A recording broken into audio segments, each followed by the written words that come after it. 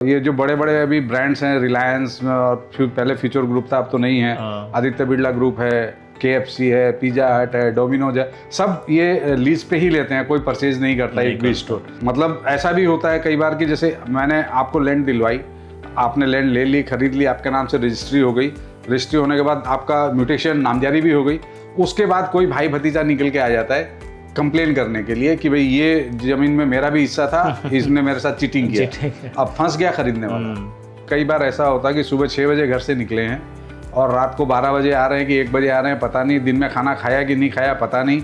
मतलब फील्ड में अगर काम है, लैंड वेरिफिकेशन का काम है, तो फिर आपका ना खाने का पता है ना पीने का पता है, तो भाई जाएंगे काम करेंगे तब तो कुछ लेके आएंगे। बिल्कुल बिल्कुल। अगर नहीं जाएंगे तो मोटिवेशन कहाँ से आएगी। और लोग ये कहते हैं कि हमारे 5 सेंस ऑर्गन्स के अलावा जो छठा सेंस ऑर्गन है वो पैसा है। हाँ, वो पैसा जो है। बाकी 5 सेंस ऑर्गन को काम पे लगाता है। बिल्कुल बिल्कुल। हम अक्सर ये समझते हैं कि रियल एस्टेट बहुत ही एक ब्लूमिंग सेक्टर है और इसमें जाते ही पैसा का बरसात होने लग जाएगा, ऐसी कई लोगों की मान्यता है, सोच है। तो इस पे अगर आप कुछ रोशनी डालना चाहें कि क्या हर डील प्रॉफिटेबल है, क्या हर डील पे पैसे बरसने लग जाते हैं? मैंने जो आपसे पैसे लिए थे वो तो चले गए लैंड ओनर को, लेकिन आपने तो मुझे दिए थे। अगर मैं आपको जमीन नहीं दे रहा तो आपको तो मुझे पैसे देने पड़ेंगे। जी जी। तो वो पैसे भी लौटाने पड़ते हैं और लौटाए हैं। अगर मैं 100 कस्टमर को एक चीज़ दिखाता हूँ तो उसमें 2 कस्टमर ही कन्वर्ट होते हैं, 98 कस्टमर नहीं होते हैं। तो ये जो और सबसे बड़ा चैलेंज यही है कि हमारा रिकरिंग कुछ नहीं है। हमारा सब कुछ होता है डील होने के बाद। वो एक डील कंप्लीट होने में भी 6 से 8 महीना, कभी कभी साल भर, कभी 2 साल भी लगता है जी। जब तक वो 2 साल का पीरियड खत्म नहीं होता हमारे घर पे 1 रुपये भी नहीं आता है, बल्कि इन्वेस्ट होता रहता है। भाई गाड़ी लेके जा रहे हैं, खा रहे हैं, इसको दे रहे हैं, उसको दे रहे हैं, वो पैसा लगता रहता है। अगर अभी कोई भी आदमी अगर रियल एस्टेट में इन्वेस्टमेंट करना चाहता है, this is the right time. Myth यही है, जो आपने मिथ की बात कही कि भाई सब ये सोचते हैं कि ये दलाली तो है। दलाली तो है। सही बात। तो सब दलाल नहीं होते हैं। The best investment on earth is earth itself. From bricks to buildings, from deals to doorsteps. Today's guest is none other than Sanjay Gupta, who does not just sell land, but help people build their future. क्योंकि इनका मानना है the best investment on earth is earth itself. So आइए जानते हैं संजय गुप्ता के साथ कैसे हम रियल एस्टेट में अपने आप को आगे बढ़ा सकते हैं।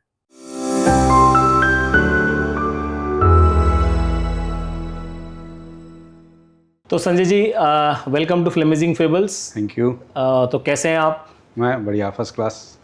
तो आपको सबसे पहले, आप रियल एस्टेट में हैं, तो रियल एस्टेट में आपको आने की प्रेरणा कहाँ से मिली? रियल एस्टेट में आने की प्रेरणा कहीं से नहीं मिली। रियल एस्टेट में आना ये डेस्टिनी थी। एक्चुअली मैं तिनसुकिया से बिलोंग करता हूँ। बचपन मेरा तिनसुकिया में ही गुजरा। तो मेरा एक फ्रेंड है जो गुवाहाटी में था, तिनसुकिया का ही था, तो उसने मुझे कहा कि आप यहाँ आ जाओ, अपन मिल के कोई बिजनेस करेंगे। तो उसकी बेस पे मैं यहाँ आया। यहाँ आने के बाद वो बंदा 1 महीना गायब, मतलब मिला ही नहीं मुझे। तो मजबूरीवश मुझे ये काम करना पड़ा और शायद ये मेरी डेस्टिनी थी कि वो काम नहीं हुआ और ये हुआ। ओके। तो ये शायद भगवान की मर्जी थी कि मुझे रियल एस्टेट का काम करना है। आपका मेरे हिसाब से बिजनेस का स्टार्टिंग बॉलीवुड की सिनेमा की तरह हो गया। हम कई बार देखते हैं Exactly. लोग गांव से सिटी में बुला लेते हैं और फिर खुद गायब हो जाते हैं। पर ठीक है, खैर जो किस्मत में लिखा होता है उसे कोई नहीं टाल सकता। हाँ, बिल्कुल बिल्कुल। सो रियल एस्टेट में बहुत चैलेंजेस हैं, हम ये जानते हैं जी। क्योंकि एक तो ट्रैवलिंग बहुत है, आपको जगह जगह डिपेंड करता है आप बिजनेस कितना फैलाना चाहते हैं, आप कहाँ कहाँ पे डील करना चाहते हैं। तो सबसे पहला सवाल ये है कि आप रियल एस्टेट में आपकी एरिया स्प्रेड क्या है? आप केवल गुवाहाटी तक सीमित है या नॉर्थ ईस्ट तक सीमित है? वैसे देखिए, ऐसा है कि रियल एस्टेट में नॉर्थ ईस्ट पूरा कवर कर रहे हैं हम लोग, 7 स्टेट। और 7 स्टेट में जैसे मेरा स्पेशलिटी लैंड में है, तो बाकी जो 6 स्टेट है उसमें लैंड का कोई वो होता नहीं है ट्रांजेक्शंस, क्योंकि वहाँ पे लॉज हैं कुछ। लॉज ऐसे हैं, बिल्ड लैंड लॉज की आप नहीं कर सकते। तो लैंड के लिए सिर्फ आसाम में हूँ, लेकिन बाकी और जैसे कंपनी लीज है, बैंक ऑफिसेस, उसके लिए ऑल ओवर नॉर्थ ईस्ट सभी जगह काम होता है। सो जैसे आपने बताया आपकी सर्विसेज 2-3 सर्विस और बताए, तो ऐसे अगर आप बताएं आपकी क्या क्या सर्विसेज हैं बियॉन्ड रियल एस्टेट, मतलब मेरे हिसाब से ये सब कुछ रियल एस्टेट में ही आता है। सब कुछ रियल एस्टेट का वर्टिकल्स है हमारे। वर्टिकल्स है। तो सबसे पहले आपने बोला लैंड है, उसके अलावा लैंड के अलावा जैसे ऑफिस स्पेसेस है हमारे पास और शोरूम्स हैं। और ये जो बड़े बड़े अभी ब्रांड्स हैं, रिलायंस और पहले फ्यूचर ग्रुप था, अब तो नहीं है, आदित्य बिरला ग्रुप है, KFC है, पिज़्ज़ा हट है, डोमिनोज है, सब ये लीज पे ही लेते हैं, कोई परचेज नहीं करता एक भी स्टोर। तो इनको लीज पे दिलाना भी एक हमारी सर्विस में है। फिर बड़ी बड़ी कंपनियां हैं या छोटे मोटे भी हैं तो सबको वेयर हाउसेस चाहिए, तो वो वेयर हाउसेस भी हम लीज पे प्रोवाइड करवाते हैं। रेसिडेंशियल में नहीं है, बाकी और जितने भी वर्टिकल्स हैं रियल एस्टेट के, लैंड है या वेयर हाउसेस है या ऑफिस स्पेस है या बेसिकली कमर्शियल प्रॉपर्टीज किसी भी तरीके की हो, आपको दुकान खरीदनी हो, दुकान भाड़े पे चाहिए हो या लीज पे चाहिए हो, आप सब कुछ काम कराते हैं जी। और आप दुकान बनाने के लिए ज़मीन भी दे देते हैं। हाँ, ठीक है। सो हम चैलेंजेस की बात कर रहे थे, तो मैक्सिमम चैलेंजेस आपको किस चीज़ में आती है अगर हम रियल एस्टेट और स्पेसिफिकली अगर लैंड की बात करें? लैंड में चैलेंजेस मतलब ये ऐसा एक फील्ड है कि इसमें अगर आप जरा सी भी चूक हुई और आप फंसे, सबसे पहली बात ये होती है कि लैंड वेरिफिकेशन बहुत ज़रूरी होता है। जी जी। आज ऐसा तो होता है कि हाँ वहाँ लैंड वो अवेलेबल है, वो सेल पे है, लेकिन वो सेल पे है, जो बेचना चाहता है वो जेन्युइन ऑनर है कि नहीं है। अगर वो जेन्युइन ऑनर है तो उस लैंड पे कोई लिटिगेशन है कि नहीं है, लिटिगेशन नहीं है तो वो लैंड जितनी बता रहा उतनी है कि नहीं है, या जो लैंड वो बता रहा वो है कि नहीं है। तो काफ़ी चैलेंजेज है। तो वो सारा सब कुछ क्लियर करने के बाद ही हम जनरली अपने क्लाइंट को वो प्रपोज करते हैं। उसके बाद भी मतलब ऐसा भी होता है कई बार कि जैसे मैंने आपको लैंड दिलवाई, आपने लैंड ले ली, खरीद ली, आपके नाम से रजिस्ट्री हो गई, रजिस्ट्री होने के बाद आपका म्यूटेशन नामजारी भी हो गई, उसके बाद कोई भाई भतीजा निकल के आ जाता है कंप्लेन करने के लिए कि भाई ये ज़मीन में मेरा भी हिस्सा था, इसने मेरे साथ चीटिंग किया, अब फंस गया खरीदने वाला। तो वो मतलब इतना ड्यू डिलीजेंस करना पड़ता है कि मतलब ये ऐसी चूक नहीं हो। हाँ, पहाड़ तोड़ने वाला काम है। और आप लोग रियल एस्टेट में फिर ये end to end solution provide करते हैं? हाँ, वन स्टॉप सॉल्यूशंस है हमारा, for checking the documents to buying everything to getting mutation and everything. Okay. So challenges की हमने बात की, चैलेंजेस और में इसमें आपको एक फिजिकल चैलेंजेस भी है कई बार? फिजिकल चैलेंजेस इतना है असीम जी कि आप ऐसे समझ लो कि कई बार ऐसा होता है कि सुबह 6 बजे घर से निकले हैं और रात को 12 बजे आ रहे हैं कि 1 बजे आ रहे हैं, पता नहीं दिन में खाना खाया कि नहीं खाया, पता नहीं। मतलब फील्ड में अगर काम है, लैंड वेरिफिकेशन का काम है, तो फिर आपका ना खाने का पता है ना पीने का पता है, और रिजल्ट वो फ्रूटफुल होगा कि नहीं वो भी नहीं पता। सही भाई पूरा दिन बेकार भी हो जाता है कई बार। होता है। तो मतलब फिजिकल चैलेंज, और जो ट्रैवल करना पड़ता है, मतलब यहाँ से 40 किलोमीटर 50 किलोमीटर 100 किलोमीटर तक जाना पड़ता है गाड़ी में।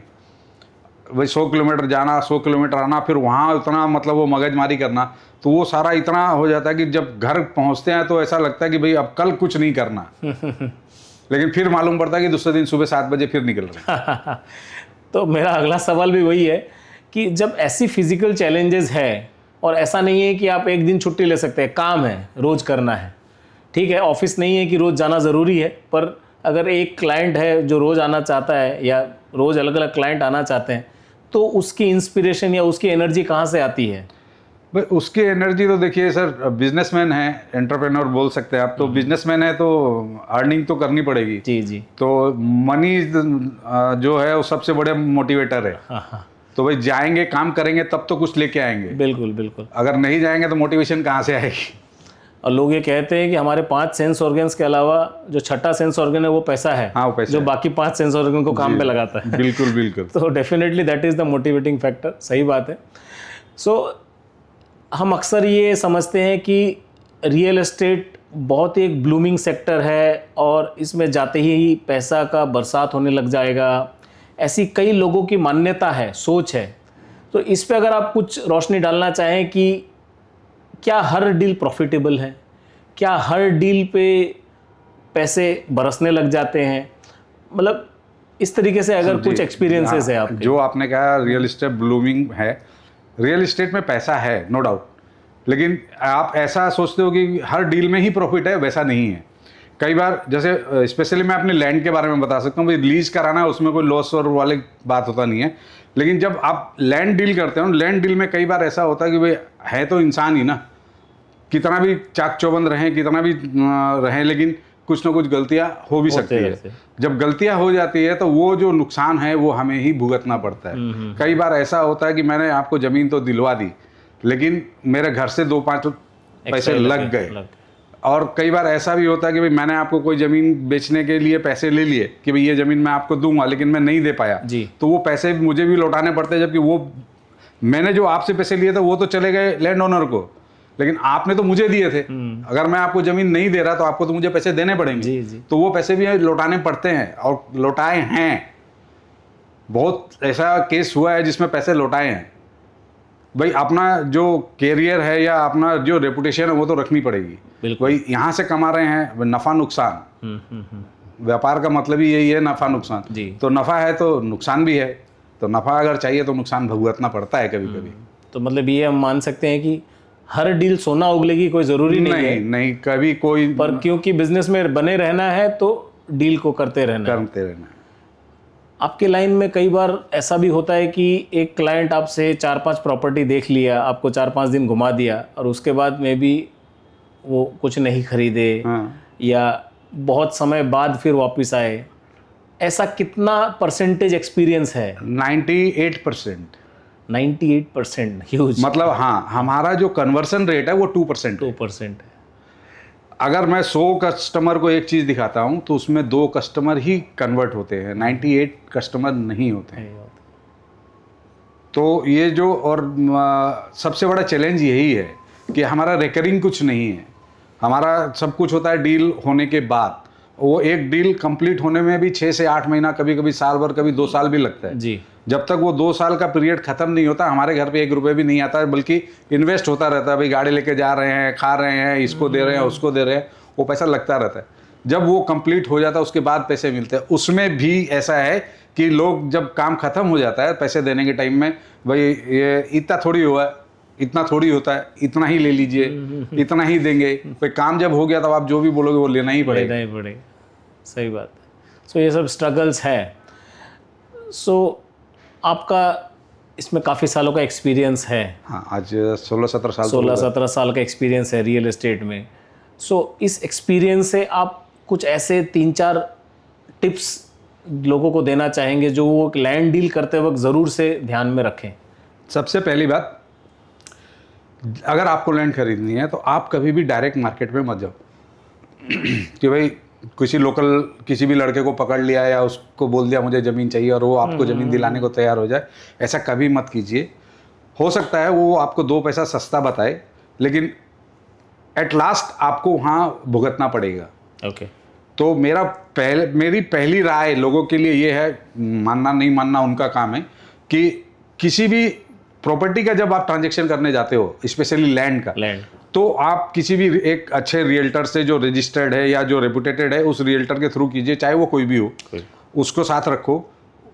तो एक तो उसकी एक्सपर्टीज आपको मिल जाती है। हाँ, हो सकता है कि वो अपना कुछ चार्ज करेगा 1%, 2%। डेफिनेटली बिजनेस है, वो बिजनेस है उसका, वो अगर सर्विस देगा तो पैसे भी लेगा, तो वो जरूरी है। और दूसरी बात यह है कि डॉक्यूमेंट्स वेरिफिकेशन कभी भी बिना किए नहीं कुछ भी लेना करना चाहिए। तो अगर वो आपका रियल्टर वेरिफिकेशन कर भी लेता है, उसके बाद भी आपकी ड्यूटी है कि आप अपने किसी एडवोकेट के थ्रू उसका वेरिफिकेशन करवाओ। सिर्फ रियल्टर के बोलने पे भी आमद भरी। और डॉक्यूमेंट सबसे जरूरी है, और पोजीशन। भाई वो जो ज़मीन बता रहा है उस ज़मीन पे आप जाओ और आप 1-2 घंटा बिताओ वहाँ, फिजिकली वेरीफाई करिए, 2 घंटा बिताओ वहाँ पे। तो अगर कुछ भी किंतु परंतु होगा तो वो निकल के आ जाएगा। क्योंकि अगर आप वहाँ 2 घंटा खड़े रहोगे ज़मीन के पास या ज़मीन पे, तो अगर वो ज़मीन किसी और की नहीं है तो कोई नहीं आएगा। अगर किसी और की तो आगे जरूर पूछेगा आपसे कि आप यहाँ क्यों हैं। सही बात है। तो वो फिजिकल वेरिफिकेशन करना बहुत जरूरी है। सही बात है। तो आपका कहने का है कि 3 थिंग्स अगर हम जो ज़्यादा ध्यान रखना चाहिए, वो एक रजिस्टर्ड रियल्टर से खरीदें, दूसरा चीज़ documentation is very much important, और खुद जाके वेरीफाई कराएं, ज़्यादा बेटर है, और फिजिकल वेरिफिकेशन बहुत ज़रूरी है। अब बिजनेस जो है, अब अक्सर बोलते हैं कि आदमी के खून में बिजनेस दौड़ता है, तो क्या बचपन से ही आप बिजनेस माइंडेड थे या फिर हाँ, ऐसा कुछ? मैं बचपन मतलब जब मैंने क्लास 10th पास की थी उसके बाद से मैं बिजनेस या समझ लीजिए कि मतलब नौकरी, काम सीखना जिसको बोलते हैं, वो क्लास 10th के बाद से शुरू हो गया था। हाँ, मैं तिनसुकिया में मतलब मेरी स्कूलिंग या कॉलेज जो भी तिनसुकिया में हुई, तो वहाँ पे हमारा ऐसा था शाम को 4 बजे से कॉलेज होती थी। ओके। तो सुबह, और पहले तिनसुकिया अर्ली राइज वाला था कि 8 बजे से वहाँ दुकानें खुल जाती थी। तो 8 से 4 दुकान पे रहना है, 4 से 7 कॉलेज जाना है, फिर 7 बजे आके फिर दुकान पे 8-9 बजे तक रहना है। तो वो क्लास 10th के बाद से ही मतलब वो बिजनेस में घुस गया था। हो सकता है। तो वो, और फिर वो कहते हैं कि बनिया का बच्चा है तो बनिया का बच्चा तो बिजनेस ही करेगा। तो वो खून में भी है। हाँ। और मतलब बहुत अर्ली एज में लग गया था काम में। तो जैसे आपने बताया कि अर्ली एज से आप दुकान वगैरह या काम बिजनेस में थे, तो इसमें मतलब आपका लाइफ में बिजनेस में आगे बढ़ने में सबसे ज़्यादा रोल किसका है? आपके पेरेंट्स का या और कोई रिलेटिव का? देखिए, पेरेंट्स की बात जहाँ तक है, मम्मी पापा का बहुत कुछ सिखाया हुआ है और वो मैं बयान नहीं कर सकता कि उन्होंने क्या क्या सिखाया। डेफिनेटली। हाँ, लेकिन जो मॉरल वैल्यूज़ और जो संस्कार वो उनके हैं। लेकिन बिजनेस जो मैंने सीखा वो मैंने अपने मामा जी से सीखा। ओके। मतलब मेरे ननिहाल भी तिनसुकिया में ही है। तो वो जो मैंने बताया कि 10th के बाद जो, तो मैं वो नाना जी के यहाँ ही काम सीखता था। ओके। तो मामा जी जो मेरे हैं वो मेरे, मैं कह सकता हूँ मेरे गुरु हैं। मैंने जो भी सीखा है बिजनेस के हिसाब से उनसे ही सीखा है। भाई मेरे पापा से भी बहुत कुछ सीखा, लेकिन बिजनेस का जो दाव पेच होता है वो मामा जी से सीखा। क्योंकि मेरे पापा बहुत सीधा, मतलब सच्चे सीधे इंसान थे। और आज का ज़माना जो है वो सच्चे सीधे इंसान का नहीं है। नहीं, सही बात है। हम बोलते हैं माँ सबसे बड़ी गुरु होती है, और आपको माँ का साथ मिला है तो आपको डबल गुरु मिल गए। बिल्कुल, ये फैक्ट भी है। हाँ। कि वो माँ भी थे मेरे और मामा भी थे। और मतलब उनका जो भी मेरे जीवन पे जो उनका कंट्रीब्यूशन, प्रभाव या कंट्रीब्यूशन है वो मतलब अनमैच, शब्दों में बयान नहीं कर सकता और कभी चुका भी नहीं सकता। ऑब्वियसली। हाँ, वो देखिए सब बोलते हैं माँ बाप का ऋण चुकाना, या जैसे भी उनका ऋण नहीं चुकाया, वो ऋण नहीं है। हाँ, वो चुकाया भी नहीं जा सकता। सो आप तिनसुकिया से गुवाहाटी आए और गुवाहाटी में आज 16-17 साल से रियल एस्टेट बिजनेस कर रहे हैं। तो आपके हिसाब से गुवाहाटी का रियल एस्टेट बिजनेस कैसा है? गुवाहाटी का रियल एस्टेट बिजनेस आप कहने जाओ तो बहुत अच्छा है, एप्रिशिएटिंग है। मतलब आज जो चीज़ 10,000 की है वो कल 12 की, 15 की, 20 की भी हो सकती है। और आने वाला टाइम और अच्छा है। जैसे कि अभी जैसे ये सेमीकंडक्टर और काफ़ी इन्वेस्टमेंट आ रहे हैं, तो आने वाला टाइम और अच्छा है। अगर अभी कोई भी आदमी अगर रियल एस्टेट में इन्वेस्टमेंट करना चाहता है, this is the right time. और मैं तो यही कहूँगा कि अगर आपके पास इन्वेस्ट करने के लिए कुछ है, जो भी अमाउंट आपका हो, अगर आप उसको कहीं किसी भी फॉर्म में अगर रियल एस्टेट में इन्वेस्ट कर देते हो, उससे बढ़िया और कुछ नहीं है। This is the right time. Great. So Sanjay ji, इतने टाइम से आप रियल एस्टेट में हैं, कभी ऐसा लगा कि यार गलत लाइन में आ गए, कुछ ऐसा सिचुएशन आ गया या कोई ऐसा डील खराब हो गया या कुछ ऐसा?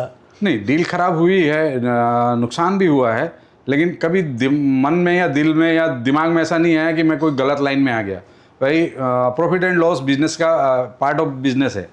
तो अगर आप प्रॉफिट यहाँ से चाहते हो तो नुकसान भी यहीं देना पड़ेगा। बिल्कुल। और फिर ऐसा भी है कि भाई जहाँ आपका पैसा गिरेगा आपको वहीं से निकालना पड़ेगा। बिल्कुल। अगर आप पैसा गिराओगे जीएस रोड में और खोजने जाओगे जू रोड में तो नहीं मिलेगा, तो जीएस रोड में ही खोजना पड़ेगा। सही बात। तो बिजनेस ऐसा है कि भाई आप अगर लगे रहोगे तो आप एक दिन तो प्रॉफिटेबल हो ही जाओगे। तो loss is a part of business. Definitely all businesses have their profits and loss, ups and downs are there. So पिछले सवाल का ही उल्टा सवाल पूछता हूँ, क्योंकि आप इतने टाइम से है, डेफिनेटली ऐसे मोमेंट्स जरूर आए होंगे जब आपको ऐसा लगा नहीं यार मैं इस बिजनेस में आया, मेरे को अच्छा लगा, या कोई ऐसा क्लाइंट रेफरेंस, कोई ऐसा डील जो आपके दिल के करीब हो? जैसे मैंने बताया था कि मैं तिनसुकिया से जब यहाँ आया था तो किसी के भरोसे आया था, किसी ने मुझे बुलाया था, लेकिन वो वर्कआउट नहीं हुआ। तो उसके बाद जो 1-1.5-2 महीना टाइम निकला, तो जो अपने भाई आया था तिनसुकिया तो पूरी फैमिली लेके आया था, तो अपने जो पैसे थे वो ख़त्म हो गए और कुछ करने को था नहीं। तो ये रियल इस्टेट में जिस दिन पहला मैंने एक वो फ्लैट रेंट पे लगाया और उसका जो कमीशन मुझे मिला और वो जिस दिन मुझे हाथ में पकड़ा, उस दिन मुझे ये लगा था कि हाँ अब मैं कुछ कर लूँगा, और उस दिन के बाद से नो लुकिंग बैक है। नफ़ा नुकसान अलग चीज़ है, लेकिन रियल एस्टेट छोड़ के दूसरा कुछ सोचा ही नहीं। और मैं भगवान का रूप, अपने देवी देवताओं का शुक्रगुजार हूँ कि उन्होंने ऐसा रास्ता बनाया कि मैं इस लाइन में आया। डेफिनेटली, आपने पहले भी बताया है ये आपकी एक डेस्टिनी थी, डेस्टिनी। आप कुछ और करने आए थे, मतलब आप अच्छा, इस लाइन उसके बाद ये हुआ कि भाई वो जो फ्लैट का काम करता था, 10,000, 5,000, 12,000, 2,000, 10,000 मिलता था। फिर एक डील मिली मुझे कमर्शियल, जो रिलायंस ट्रेंड्स लचित नगर में है उसकी, वो किया। और उसका जब पैसा एक साथ, मोटा पैसा जब हाथ में आया, वो जब हाथ में आया तब ऐसा लगा था कि हाँ अब अपनी लाइफ सही ट्रैक पे है और अपन कुछ कर लेंगे, अपनी रेलगाड़ी इसी लाइन में चलनी चाहिए। हाँ। और उसके बाद से काफ़ी काम किया है, आज तक समझ लीजिए कर ही रहा हूँ। सो देखिए, कोई भी बिजनेस या कोई भी काम इंस्पिरेशन से चलता है और बैकिंग से चलता है। और एक बहुत बड़ी मतलब कहावत है कि हर सक्सेसफुल आदमी के पीछे एक सक्सेसफुल, मतलब उसके पीछे एक औरत का हाथ है। डेफिनेटली आपकी फैमिली आपके लिए बहुत सपोर्टिव होगी। तो how do they inspire you, कैसे वो आपको इंस्पायर करते हैं कि आप हर दिन बाहर जाएं, हर दिन कुछ नया करें, हर दिन एक नया एक्सप्लोरेशन करें? अभी जो आपने फैमिली की बात की, तो फैमिली में वाइफ है, 2 बच्चे हैं। जब शुरुआत के दिन थे तो वो ऐसे दिन नहीं थे कि भाई वो जो मांगे उनको मिल जाए, लेकिन उन्होंने भी वैसा ही साथ दिया जैसा भाई जैसा है वैसा है। अगर 2 है तो 2 में ही चलाना है, 100 है तो 100 में चलाना है। और कभी ऐसा नहीं हुआ कि आप 10 बज गए अभी तक आए नहीं हो, जो जनरली फैमिलीज़ में होता है। और भाई सुबह 6 बजे जाना है तो आप बिना खाए जाओ, ऐसा भी नहीं है। रात को 2 बजे आ रहा हूँ तो भी खाना, मतलब सपोर्ट के हिसाब से अगर मैं बोलूँ तो मैं अपनी फैमिली और स्पेशली मेरी वाइफ का बहुत, मतलब बहुत ज़्यादा शुक्रगुजार हूँ। और ऊपर वाले का भी शुक्रिया है कि मुझे ऐसी धर्मपत्नी मिली। बिल्कुल, क्योंकि वो सपोर्ट के बिना ज़िंदगी आसानी से नहीं चल सकती। नहीं चल नहीं सकती, मतलब वो एक कदम भी नहीं चल सकती। एक कदम नहीं चल सकती, बिल्कुल। संजय जी, हर बिजनेस में कुछ ना कुछ मिथ्स होते हैं। हमने चैलेंजेस की बात की, हमने लीगलिटीज़ की बात की। कुछ ऐसे मिथ्स भी हैं जो लोग कैरी करते हैं, कुछ ऐसे विश्वास जो एक्चुअली विश्वास करने लायक नहीं है। तो ऐसे कुछ मिथ्स, अगर आप कुछ मिथ बस्टिंग करना चाहें हमारे व्यूवर्स के लिए, आपके रियल एस्टेट प्रोफेशन को लेके ऐसे कुछ मिथ्स है जो लोग कैरी करते हैं? मतलब ऐसा था कि पहले, आज से 5-7 साल पहले या और ज़्यादा 10 साल पहले समझ लीजिए, 10 साल पहले अगर किसी को ये बोलते कि भाई हम प्रॉपर्टी का काम करते हैं, तो वो एक वर्ड होता था दलाल। तो वो थोड़ा सा ह्यूमिलिएटिंग भी लगता था, दलाल वर्ड। अब मतलब अभी भी वो 10 साल हो गए, हम अपने आप को रियल्टर कहने लगे। और आप विश्वास नहीं करोगे, हम एक संस्था से जुड़े हैं जिसका नाम है GRA, मतलब गुवाहाटी रियल्टर एसोसिएशन। और वो एक अपनी मदर संस्था है जिसका नाम है NAR, national association of realtors. तो उसका कन्वेंशन हर साल अलग अलग सिटीज़ में होता है और ऑल ओवर इंडिया से लोग आते हैं। आप विश्वास नहीं करोगे, ऐसे ऐसे लोग हैं वहाँ पे जो 10-10 हज़ार करोड़ का धंधा कर रहे हैं। वो भी रियल्टर है, ब्रोकर है, अगर सिंपल टर्म्स में कहें तो दलाल है, लेकिन 10-10 हज़ार करोड़ का ईयरली टर्नओवर है उनका।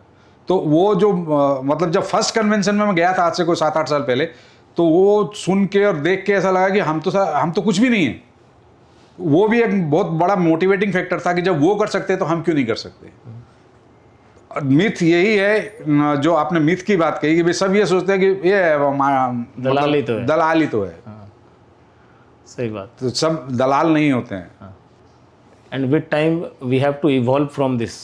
जो पुराने दलाल वाली मान्यता, दलाल वाला जो लोगों का सोच है, उसको बदलना पड़ेगा डेफिनेटली। बिकॉज हर बिजनेस में एक डिग्निटी है, हर बिजनेस में कुछ आइडेंटिफिकेशन है।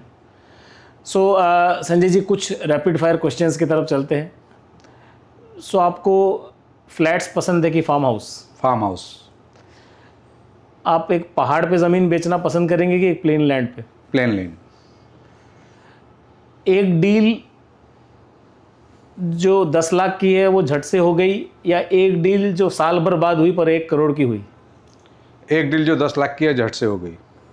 वेटिंग टाइम कम चाहिए। सो आपको पर्सनली चाय पीना पसंद है कि कॉफ़ी? चाय। आपका फेवरेट मील क्या रहा है बचपन से? बीइंग ए मारवाड़ी, रोटी सब्जी भुजिया चाय। भुजिया इज समथिंग अ मार्कर। सो अगर मैं बोलूँ कि रियल एस्टेट पे कोई मूवी बनाई जाए, उसका कोई शीर्षक अगर आप बता सकें। रियल इस्टेट के ऊपर मूवी और शीर्षक जमीन जायदाद। जमीन जायदाद कि दोनों में लड़ाई ज़्यादा होती है। क्योंकि हम जितना सुनते हैं आज रिलेशंस टूट जाते हैं। हाँ, तो वो जमीन का एंसेस्टर प्रॉपर्टी तो होती है ना, तो वो तो होगा ही। डेफिनेटली। सो अंत में एक आखिरी सवाल आपसे, व्यूवर्स को आप एक ऐसी राय देना चाहें जिससे वो मोटिवेट हों कि वो रियल एस्टेट एजेंट या एक रियल्टर केवल एक दलाल नहीं, एक अच्छा प्रोफेशन है। आप भी आए और हम सब मिल के we can grow our business, we can grow everything. मैं इस पॉडकास्ट में तो है ही है, वैसे भी मैं काफ़ी लोगों को बोलता हूँ ये बात कि अगर आप कुछ करना चाहते हो लाइफ में विदाउट एनी इन्वेस्टमेंट, सिर्फ अपना टाइम और अपनी स्किल देके और पैसा कमाना चाहते हो, तो इससे अच्छा कोई काम है नहीं। अगर आपने मेहनत की और ईमानदारी से की तो स्काई इज़ द लिमिट। आप जितना चाहो उतना कमा सकते हो। ये नेवर एंडिंग बिजनेस है, और आसाम में स्पेशली ये कभी डाउनफॉल भी होने वाला नहीं है। जैसे और स्टेट्स में कभी होता, मंदी आ गई, ये ज़मीन के दाम गिर गए, उसका फ्लैट्स के दाम गिर गए, वो आसाम में कभी होने वाला नहीं है। तो अगर आप अपना नया करियर शुरू करना चाहते हो और आपके पास साधन नहीं है, तो इससे बढ़िया कोई दूसरा काम नहीं है। सो थैंक यू संजय जी, हमारे सारे सवालों का जवाब देने के लिए। आपकी वो लाइन हम ज़रूर याद रखेंगे, the best investment on earth is earth itself. So thank you for answering all the questions and we wish you all the best for all your future endeavours. आप और आगे बढ़ते रहिए और ग्रोथ लाते रहिए और ज़मीन बेचते रहिए और लोगों के सपने पूरे करते रहिए। थैंक यू, धन्यवाद। So guys, that was Sanjay Gupta for us, जिनकी डील्स एक बिल्डिंग के फाउंडेशन की तरह ही मजबूत होती है। एंड आज के पॉडकास्ट को देखने के बाद हमें यह पता चला कि real estate business is not just about selling properties, it's about selling the passion, selling the brick of belief. And सिर्फ ये बिजनेस एक दलाली नहीं बल्कि एक धंधा है, एक बिजनेस है जिसमें आप डिग्निटी की तरह आ सकते हैं और हम सब मिलके एक सिटी को, एक नेशन को आगे बढ़ा सकते हैं।